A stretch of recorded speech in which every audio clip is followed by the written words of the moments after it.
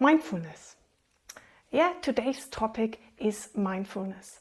When I actually made the German version of this video, I was thinking I actually quite like the English word mindfulness much better than the German equivalent, which would be Achtsamkeit. But then I thought, how would I translate Achtsamkeit into English? And that's really interesting because when you are achtsam, it actually means to be careful.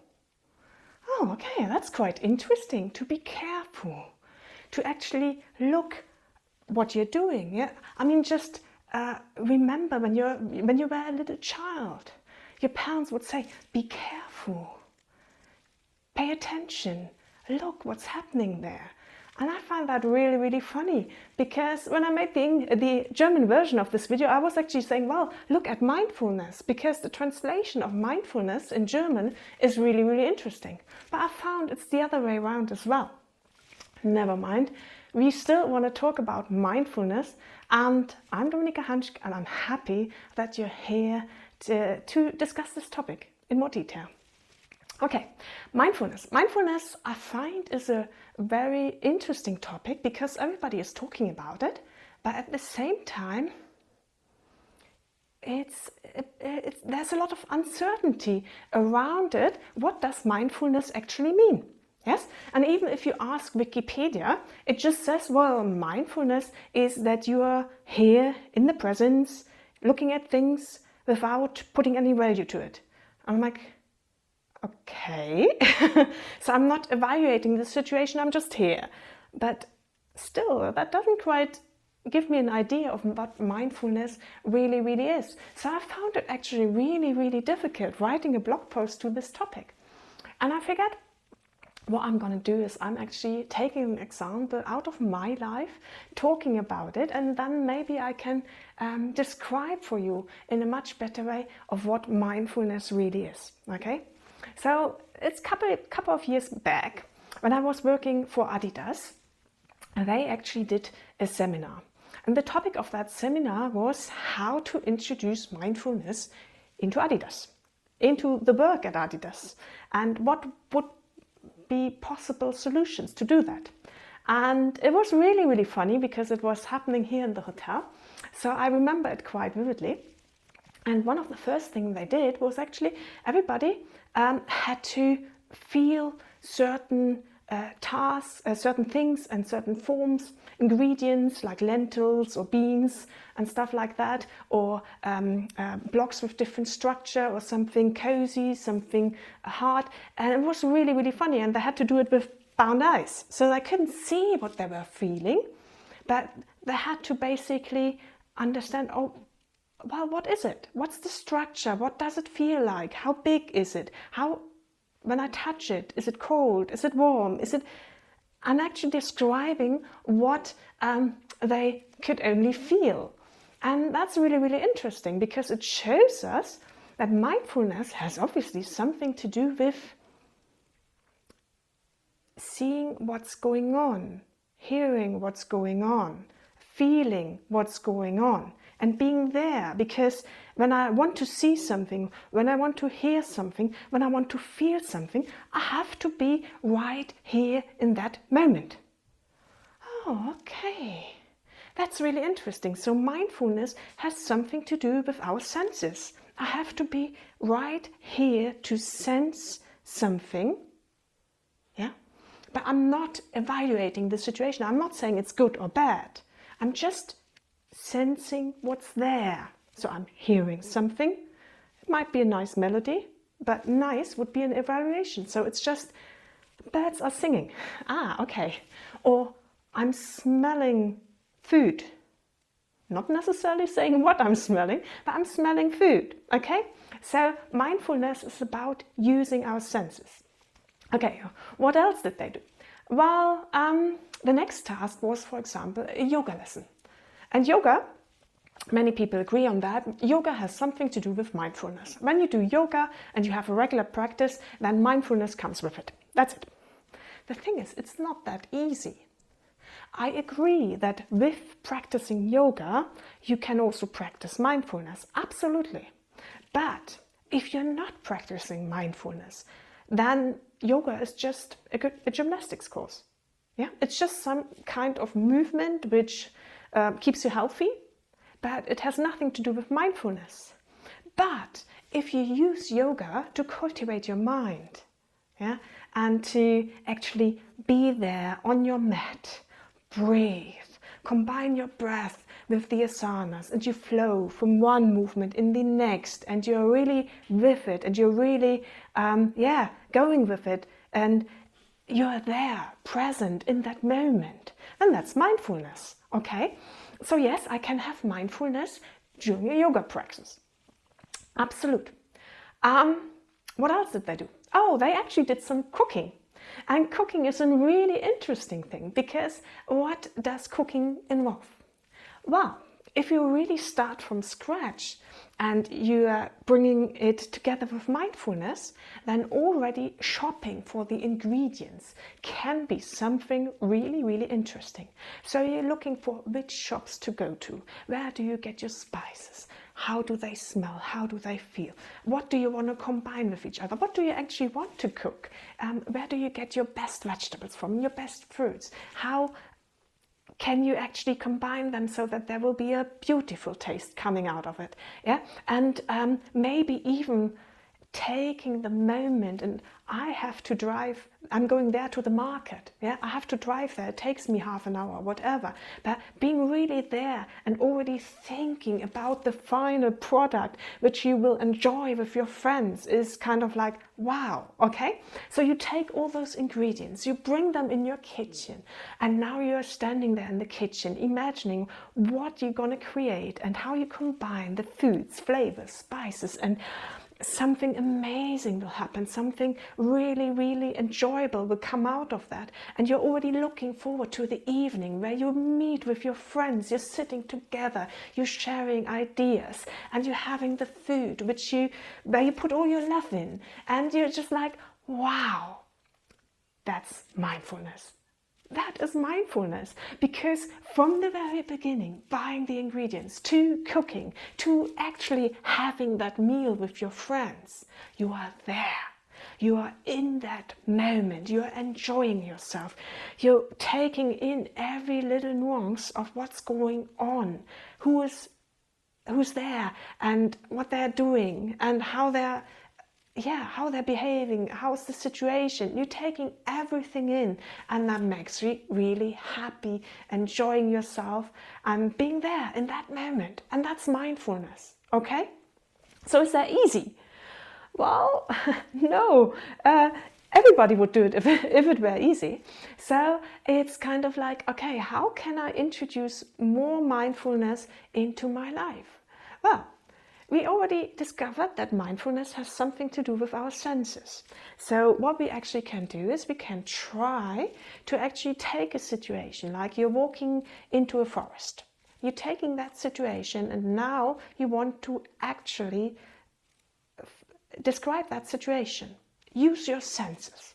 Okay, you are seeing the trees, the greenery, the flowers. It's just amazing how the light comes through the branches of the trees, the wind which you can feel on your skin, and the birds are chirping away their lovely melody. It's just amazing.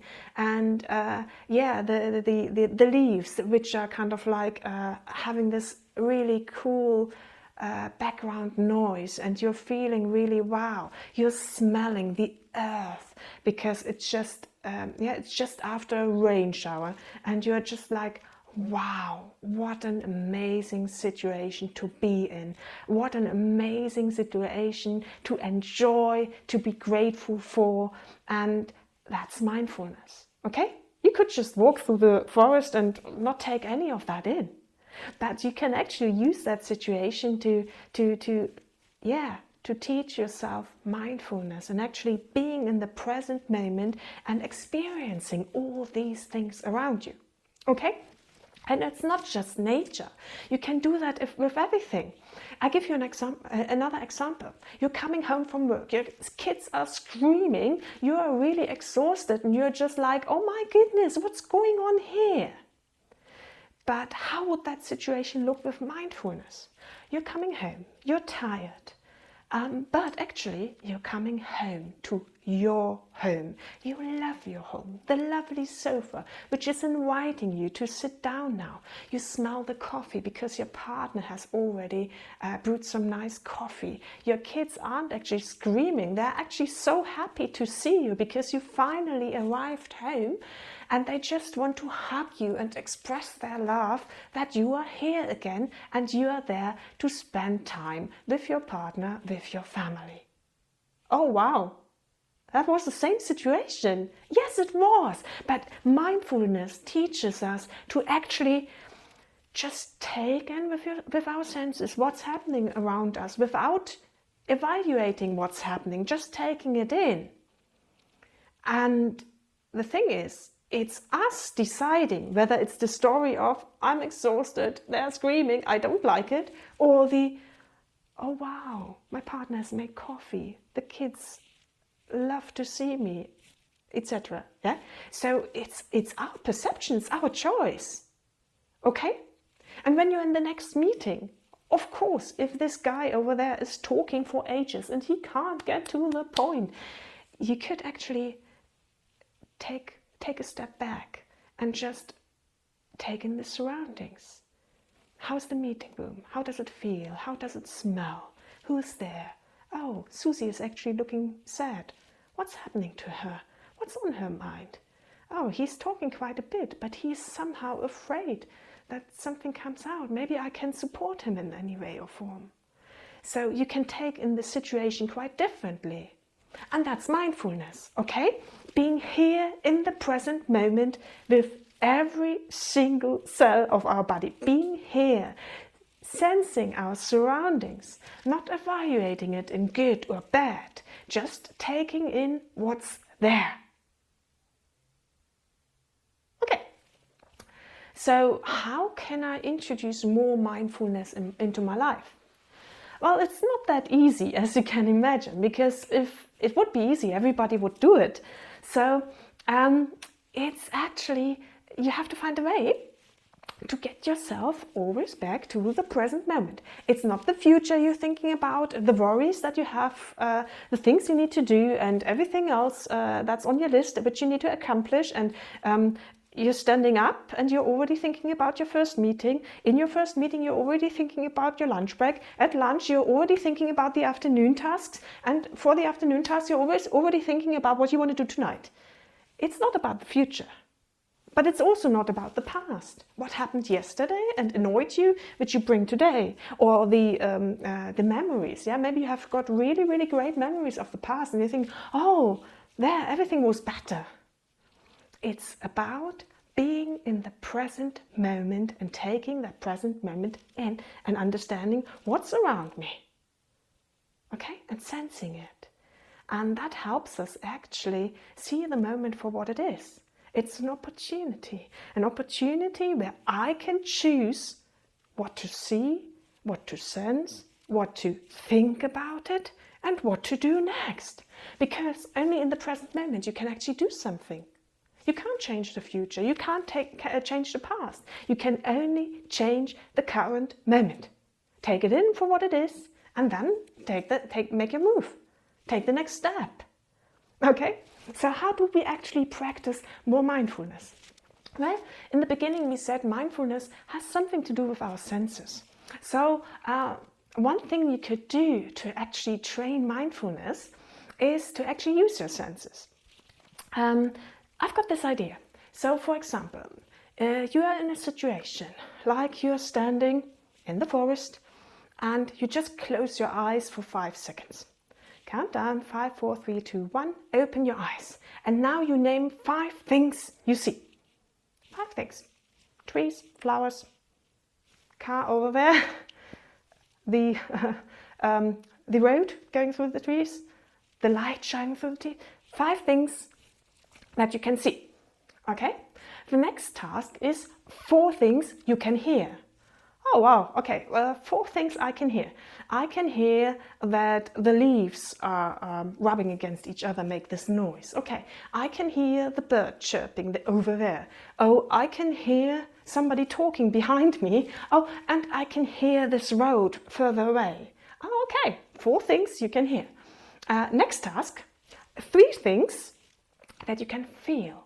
Okay, what can I feel right now here? Oh, I can feel the sunshine on my skin. Okay, I can feel the wind in my hair. I can feel the clothes rubbing against my skin. 3 things I can feel. Okay, next thing, 2 things that you can actually smell. Okay, what do I smell? Oh, I smell the flower over there. Or I smell the earthy smell because there was just a rain shower and I can smell this earthy, it's just great. Okay, and last but not least, 1 thing you can taste. Taste? I'm not going to eating. No, you're not supposed to eat something here. It's about what can you still taste. Maybe you still got the taste of your toothpaste from the morning because you've actually gone for a walk straight after getting up. Or you can still taste this spice that you had with your meal at lunchtime. Yeah, so something that you can still taste. It's just about getting back to the moment and understanding of how to use our senses to be in the present moment. And the more you do that, the more it becomes natural to you. And so you actually, you are more focused on the presence because you're just looking, what is there at this moment in time? How can I enjoy it? How can I be grateful for that moment? And that's so cool. And that's what mindfulness is really about. It's about seeing what surrounds you, what's there in that moment in time. Maybe it's people, maybe it's nature, maybe it's just things you love, it's things you feel, it's things you think. But be in the present moment and take those things. Not evaluating them in good or bad, or it's just about taking in what's there. And I'm sure there are so many things to be thankful for, to be grateful for, to enjoy in that moment in time. Okay, that's it for today. Mindfulness. Next week, we're gonna go a little bit deeper on mindfulness and eating. So I'm looking forward to seeing you again next week. Bye.